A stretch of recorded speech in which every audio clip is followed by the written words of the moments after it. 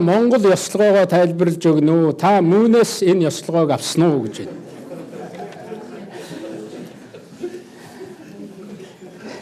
Энэ Монголын ард түмнийг бол ингэж гутааж болохгүй. Хасын бэлэгдэл байдаг шүү дээ, хас тэмдэг. Түүнийг одоо Гитлерээс авсан байх уу Монгол? Хасын бэлэгдэл бол Монгол бэлэгдэл. Тэр хүннүүгийн үеэс байсан бэлэгдэл гэж би боддог. Та нарын цогтой кинонд дээр ч гэсэн тэр Монгол цэргүүдийн тэр ёсолж байгаа ёслогоо, тэр Чингис хаан, Мантухай цэцэн та нар хараарай. Монгол сурын ёслогоо бол тэр миний хийгээ зогсож байгаа Монгол ёслогоо. Яг би энэ санааг хаанаас авсан бэ гэвэл би яг энд үннээ хэлье. Би Тэнгэрийн хүү гэдэг жүжиг үзэж ирсэн. Хүннүү гүрэн байгуулагдсны 2020 жилийн ойд зориулсан Тэнгэрийн хүү гэдэг жүжиг. Тэгсэн тэр хүннүүгийн баатар та нар жүжиг үзэлт. Та нар эвлүүлэг үзээ толгоогоо угаалгаад гүйлдээд байгаа байхгүй юу? Жүжиг үз. Тэгээ би тэр жүжиг үзсэн тэр хүннүүгийн баатрууд гүйж орж ирээд тэр ёсолж байгаа ёслого нь яг ийм. Тэгсэн би ингээд араас нь харсан чинь яг ингээд харахад яг Монголын газрын зураг шиг надад харагдсан байхгүй юу?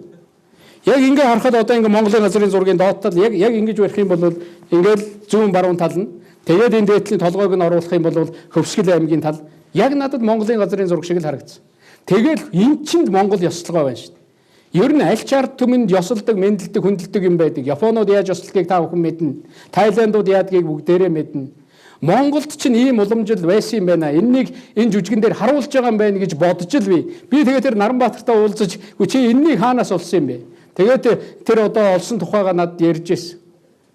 Нөгөө Сосор Урам ах бас одоо бүрэн дээр очиод нэг ингэ зогссон байсан. Тэр зургийг хараад гэж надад хэлж ирсэн. Тэгээд тэр өмнө байсан тэр кино тэр Мантухай цэцэн тэр бүхнийг хараад тэр сурын ёслогоог хараад үнэхээр Монгол цэргүүд ирээд лавл одоо нөгөө бидний офицер байсан үе шиг ингэж ёсолдгүй л байсан байх. Нэг л юм хийдэг л байсан байх л да. Гараа өмнөө өрөө зогсоод байдаг байсан юм уу? Нуруугаа өрөө зогсоод байдаг байсан юм уу? Чингисийн ёслогоо гэд хүзүүн дээр одоо тэр бүсээ тохоод одоо тэр тэнгэртээ залбирлаа гэж бид нар чинь тэнгэртээ залбирдаг болсон шүү дээ.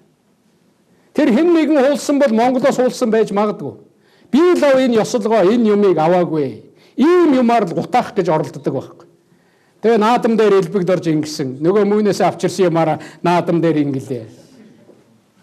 Би энэнийг Монголын уламжлал гэж үздэг юм аа. Монголын ёс монголч нь өөрөө түүхтэй юм орон байхгүй. Тэгэхээр ингэж бас өөрсдийгөө ард түмнээ түүхээ хүн гутааж болно. Гэхдээ ингэх хэрэггүй л дээ.